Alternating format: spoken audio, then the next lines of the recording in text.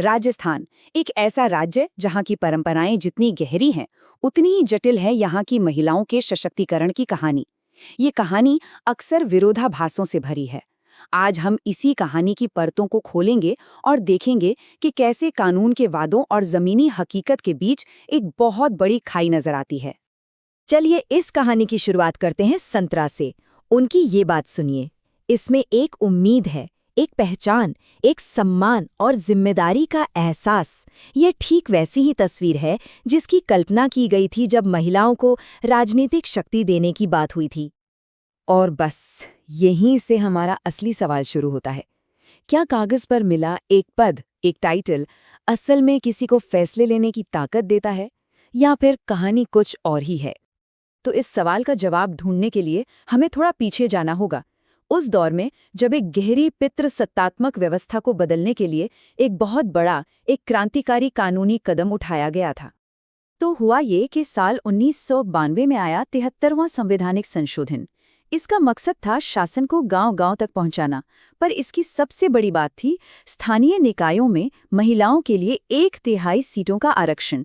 मतलब ये एक ऐसा कदम था जो राजनीति के दरवाजे महिलाओं के लिए हमेशा के लिए खोलने वाला था। लेकिन सवाल वही है, क्या सिर्फ कानून बना देना काफी था? जमीनी हकीकत तो कहीं ज्यादा मुश्किल निकली।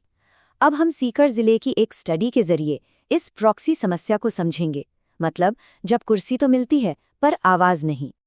तो रिसर्चर्स ने चुना सीकर जिले को, जहां महिला ग्राम प्रधानों की संख्या सबसे ज्यादा थी, और उन्होंने ये जानने की कोशिश की कि क्या सीटों की संख्या बढ़ने का मतलब वाकई में महिलाओं की ताकत का बढ़ना भी है। अब ये आंकड़े देखिए, काफी दिलचस्प है। इस स्टडी में पता चला कि 71% से भी ज्यादा महिला सरपंच ओबीसी यानी अन्य पिछड़ा वर्ग से थीं। इससे ये भी पता चलता है कि आरक्षण की नीति का असर अलग-अलग सामाजिक समूहों पर कैसे पड़ा है। और अब वो सच्चाई जो सबसे ज्यादा चौंकाती है। जब ये पूछा गया कि गांव के विकास के फैसले असल में लेता कौन है, तो जवाब हैरान करने वाला था। 70% मामलों में पति, 20% में बेटा और बाकी 10% में घर के दूसरे पुरुष। तो सवाल उठता है कि महिला सरपंच की भूमिका कहाँ है? और इसी पूरी चीज को एक नाम दिया गया है, सरपंच पति सिंड्रोम। ये एक ऐसी व्यवस्था बन गई है जहां महिला का सिर्फ नाम होता है, लेकिन असली ताकत और सारे फैसले लेने का हक उसके परिवार के पुरुषों के पास ही रहता है। ये सिर्फ आंकड़े नहीं हैं, इसके पीछे उघनता डांगी जैसी असली कहानियां हैं। उनकी ये बात सुनिए। ये दिखाती है कि कैसे सामाजिक दबाव और परंपराएं एक महिला को उसकी अपनी ही भूमिका से बेदखल कर देती हैं। और ये प्रॉक्सी वाली समस्या तो है ही, पर मुश्किलें और भी हैं। आधे से ज्यादा यानी 53% महिला सरपंचों ने माना कि लैंगिक भेदभाव उनकी सबसे बड़ी चुनौती है। उन्हें गंभीरता से नहीं लिया जाता, उनके बात को अक्सर अनसुना कर दिया जाता है। तो एक तरफ ये सियासी चुनौतियां हैं, लेकिन क्या सशक्तिकरण का कोई और रास्ता भी है? बिल्कुल है। चलिए अब एक ऐसे मॉडल पर नजर डालते हैं जो उम्मीद जगाता है, जहां एम्पावरमेंट का रास्ता आर्थिक आजादी से होकर गुजरता है। कहानी है थार रेगिस्तान की। यहाँ उर्मूल कारीगर समूह की महिलाओं ने एक नई इबारत लिखी। इनमें से कई तो 1971 की जंग के बाद पाकिस्तान से आई शरणार्थी थी। उनके पास अपनी पारंपरिक कढ़ाई की कला के सिवा कुछ नहीं था। सामूबाई की ये बात सुनिए, कितनी गहरी है।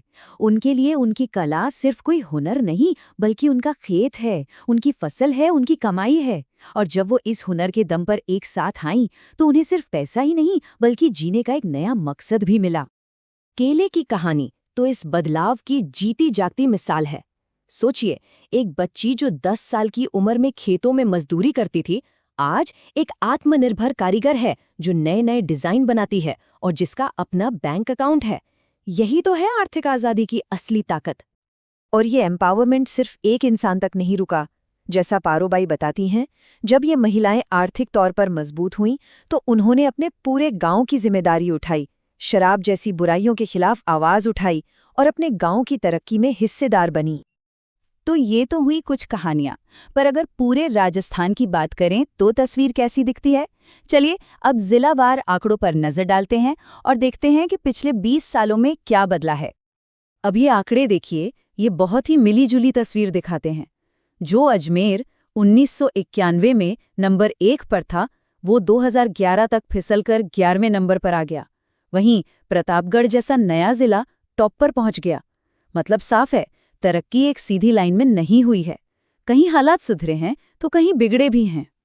और जो बात सबसे ज्यादा हैरान करती है वो ये है कि इन 20 सालों में कम महिला सशक्तिकरण वाले जिलों की संख्या 3 से घटकर बढ़ने की बजाय 4 हो गई। तो सवाल उठता है कि ऐसा क्यों हुआ? प्रगति उल्टी दिशा में क्यों गई? तो साफ है कि ये एक बहुत बड़ी और गंभीर चुनौती है। एक ऐसी चुनौती जिसका सामना राजस्थान के आने वाले नेताओं और अफसरों को करना ही होगा। ये सिर्फ एक सामाजिक मुद्दा नहीं, बल्कि पूरे राज्य के विकास से जुड़ा एक अहम सवाल है। और ये सिर्फ कोई किताबी बहस नहीं है। राजस्थान की सबसे बड़ी सरकारी परीक्षा आरएएस के इंटरव्यू में ये सवाल सीधे सीधे पूछा जाता है। इसे गरीबी, भ्रष्टाचार और पानी की कमी जैसी बड़ी समस्याओं के बराबर रखा गया है। इससे आप समझ सकते हैं कि ये मुद्दा राज्य के भविष्य के लिए कितना अहम है। तो अंत में हम घूम फिरकर उसी सवाल पर वापस आते हैं। अगर सिर्फ कानून बनाना और सीटें रिजर्व कर देना काफी नहीं है, तो फिर क्या करना होगा? वो कौन सी चीज है जो मेज पर मिली एक कुर्सी को एक ऐसी ताकतवर आवाज में बदल देगी जिसे हर कोई सुने? ये एक ऐसा सवाल है जिस पर हम सबको सोचने की जरूरत है।